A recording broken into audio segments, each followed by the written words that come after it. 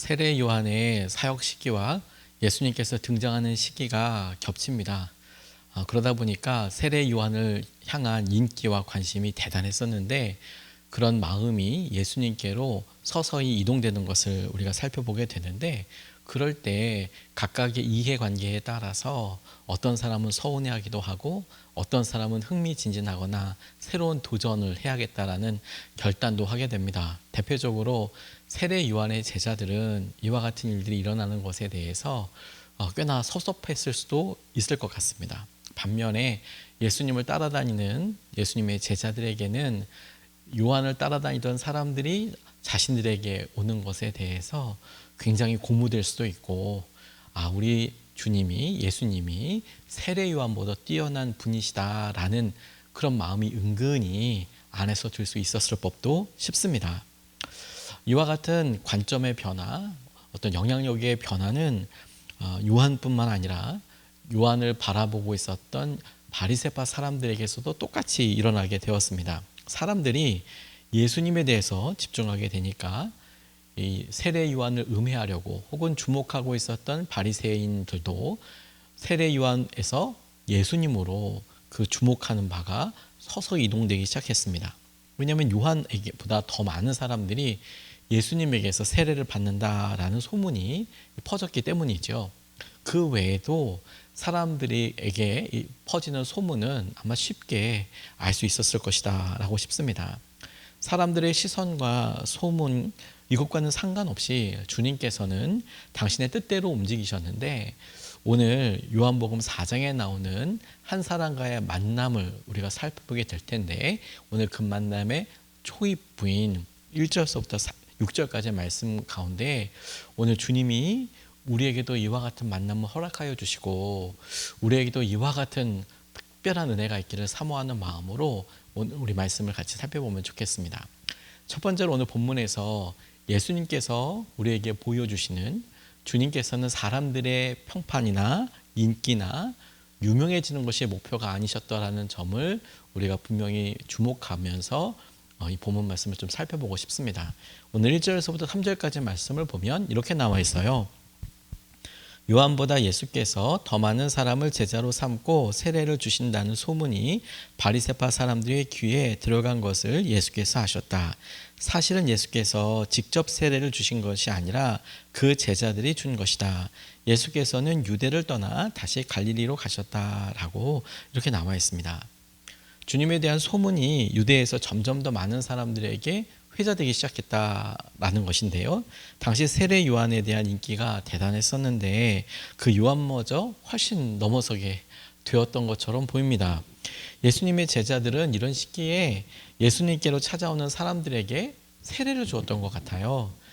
주님께서 직접 주신 것이 아니라 주님의 주위에 첫 번째로 따랐던 사람들 중에서 열심히 있는 사람들이 예수님 대신에 세례를 주었던 것으로 보이는데, 그 이유는 세례라는 것이 그 사람에게 있어서의 나는 죽고 예수로 사는 삶, 죽고 다시 사는 삶에 진정으로 무게중심을 두기보다는 같은 공동체 혹은 우리 모임으로, 우리 무리로 들어오는 통과 의례와 같은 의미로서 네가 세례 요한의 세례뿐만이 아니라 예수님을 따르는 이 세례를 받으면 우리와 함께하는 예수님과의 가까운 무리, 우리와 함께하는 공동체가 되는 거야 라는 의미로서 제자들이 생각했던 것처럼 보입니다.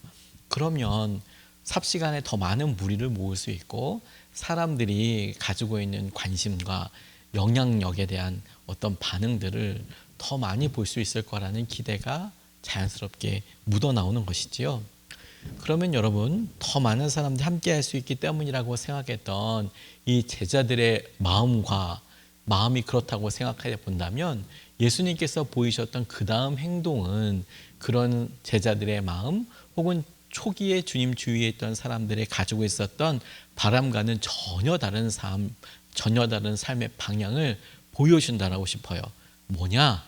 유명해지기 원하는 것, 사람들에게 회자되는 것, 이걸 원하신 것이 아니고 하나님께서 원하시는 그 만남, 하나님께서 이 땅에 원하시는 사역, 사명, 그 일에 주님께서는 처음서부터 끝까지 계속 주목하고 계시는 것이지요.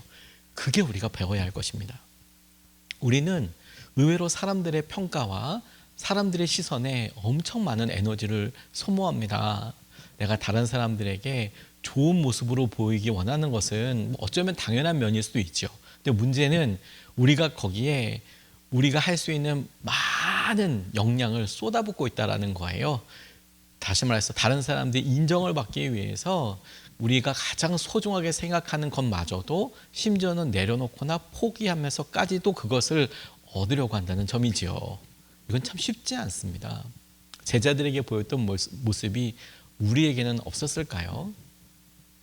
우리나라는 특징 중에 하나로서 기독교도 사람들이 많이 믿고 있지만 불교도 어떤 마음으로 열심으로 수도하는 사람들도 있는데 그중에 많은 사람들이 잘 알고 있는 법정이라는 스님이 계십니다. 왜 뜬금없이 스님 이야기를 하나 싶겠지만 이 법정이라는 스님이 굉장히 유명한 분이셨거든요. 일반적으로 불교를 믿고 있는 사람들뿐만이 아니라 많은 사람들에게도 그분이 썼던 무소유라는 책이 꽤나 유명하고 꽤나 베스트셀러였던 것으로 기억이 되는데 이분 스스로도 이렇게 고백을 하셨답니다. 그렇게 평생을 수도하고 자신의 몸과 마음을 가지런히 위해서 그렇게 수련했던 분도 다 포기해도 다른 건 다 포기해도 인정의 욕구만큼은 포기할 수 없다고 고백하셨다고 그래요. 돈도 다른 여러 가지 다 내려놓을 수 있는데 인정만큼은 참 쉽지 않더라. 오랫동안 자신을 성찰하고 또 사람들 앞에서 영향력을 주었던 사람도 솔직하게 본인의 마음을 나누는 자리에서는 그렇다라고 하는 것이지요. 우리의 마음도 가만히 살펴볼 필요가 있다고 싶어요. 저희는 주님을 믿고 따르고 살아가지요. 그런데 그런 여러 열심과 일들은 참 좋은 일이지만 어느 순간에 우리는 제자들이 보이고 있는 것처럼 열심도 좋지만 그 열심 뒤에 같이 숨겨져 있는 우리가 다른 사람들에게 인정받고자 하는 욕망, 경쟁에서 이기고자 하는 그런 마음, 계획, 바람들이 예수님을 믿고 따르는 일에 우리도 모르게 같이 있는 것 아닌지를 오늘 예수님의 마음을 통해서 볼 수 있겠다고 싶어요. 주님은 일부러 그렇게 사람들에게 이름이 알려지고 비교되고 비교해서 비교 우위에 처해져 있는 그런 상황처럼 보이는 때에 오히려 갈릴리로 돌아가시는 것이죠. 주님의 때도 아직 이르지 않았고 주님께서 하시고자 하시는 여러 일들을 다 이룰 때까지 과정들이 있을 텐데 그 충분한 과정이 이런 삽시간에 사람들한테 빨리 영향력을 미치게 되고 빨리 사람들에게 어떤 다가갈 수 있는 자리가 되는 것이 아니다라고 판단하셨음에 틀림없다고 싶습니다. 그러니 여러분 오늘도 우리가 우리 마음에 어떤 부분을 조급해하는지 우리의 마음에 어떤 부분에 우리는 기뻐하고 슬프고 어떤 인정을 받고 싶어하는지 어떤 시선들을 우리가 원하는지에 대해서 이렇게 질문하고 또한 이렇게 대답해 보면 좋겠습니다. 우리도 예수님처럼 주님께서 하시는 여러 일들과 계획을 신뢰하며 우리의 바라는 방법, 속도가 아니라 하나님께서 원하시는 속도와 하나님이 원하시는 과정을 통해서 이 시기를 우리에게 주어진 여러 기회들을 소중하게 붙잡고 세워나가게 하여 주십시오. 이렇게 우리가 좀 기도하고 예수님을 통해 우리에게 도전하시는 말씀을 함께 붙잡을 수 있으면 좋겠습니다.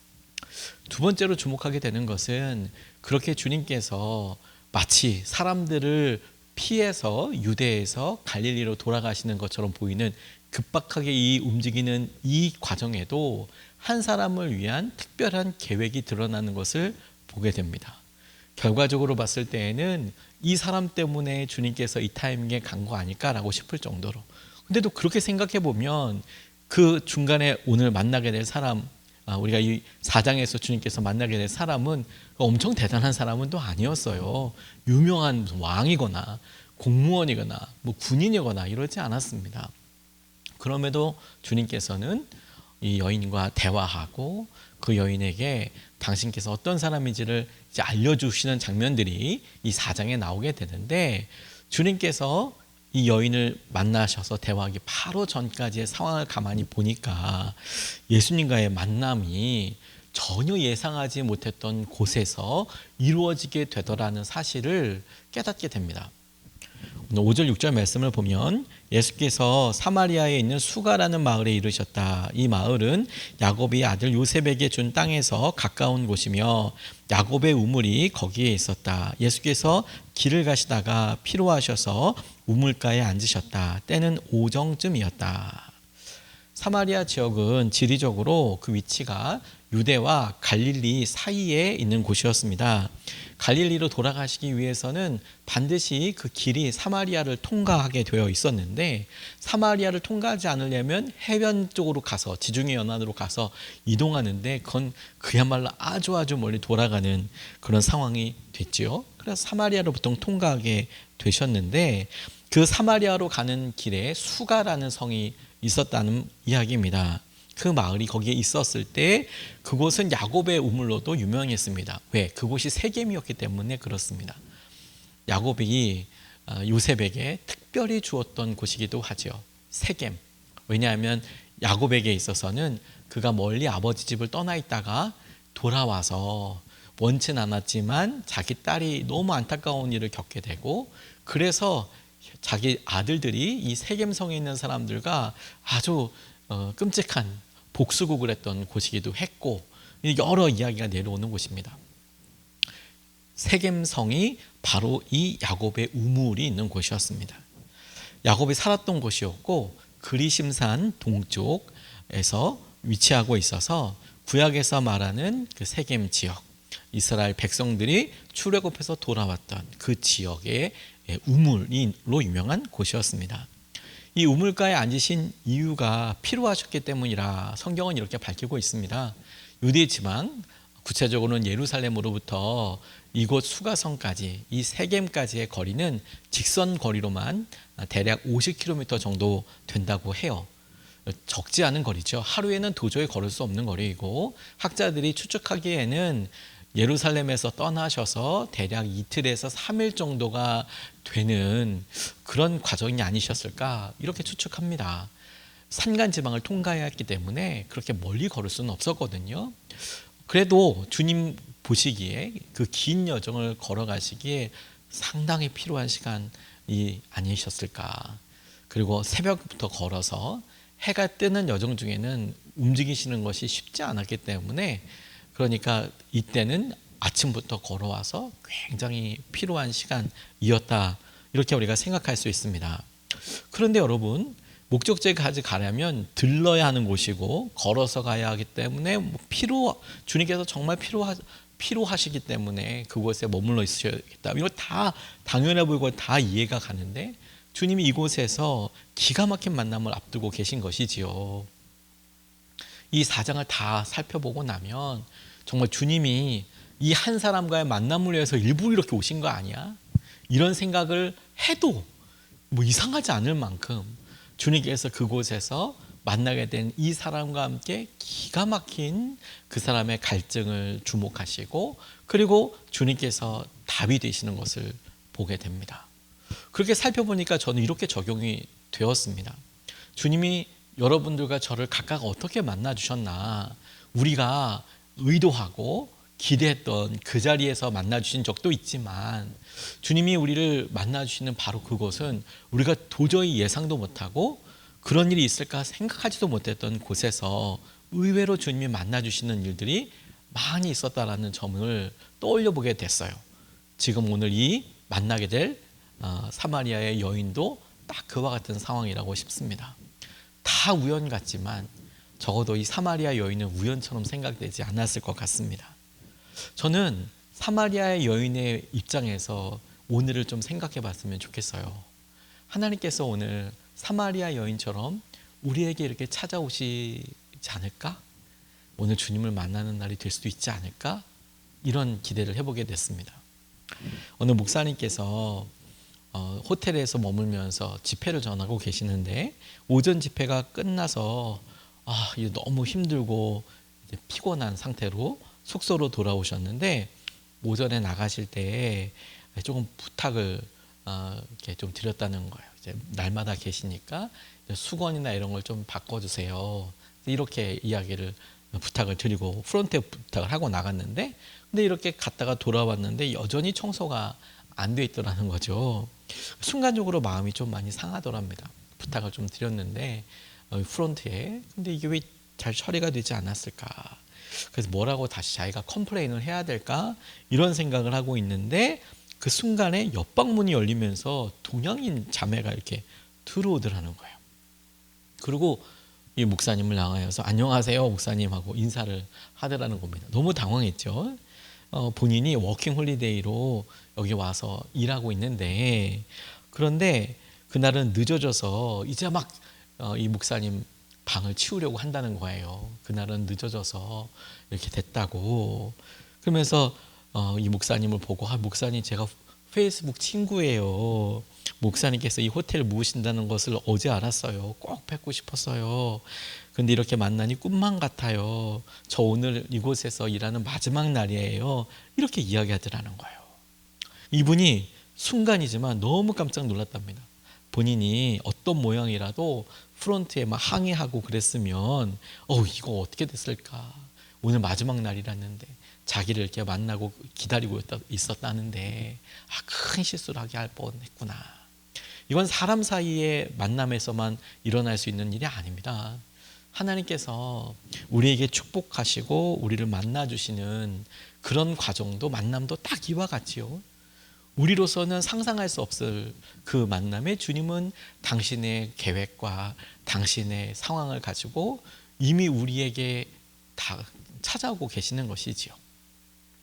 마더 테레사는 오히려 이것을 역으로 더 적극적인 방법으로 사역하는 데 기준을 삼았다고 합니다.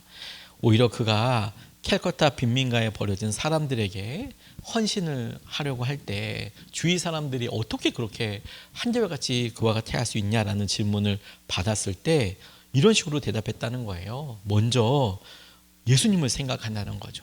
먼저 예수님을 생각하고 기도하고 그런 후에 밖으로 나가서 변장하신 그분을 찾는 것이요.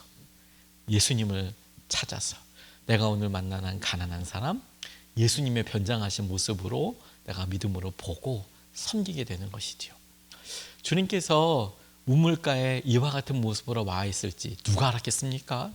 오늘 여러분, 주님이 저와 여러분들의 자리에 오셔서 이런 모습으로, 물 한 잔 필요로 한 모습으로, 마치 우리의 도움을 필요로 하는 사람의 모습으로 와서 말을 거신다면 어떨까요?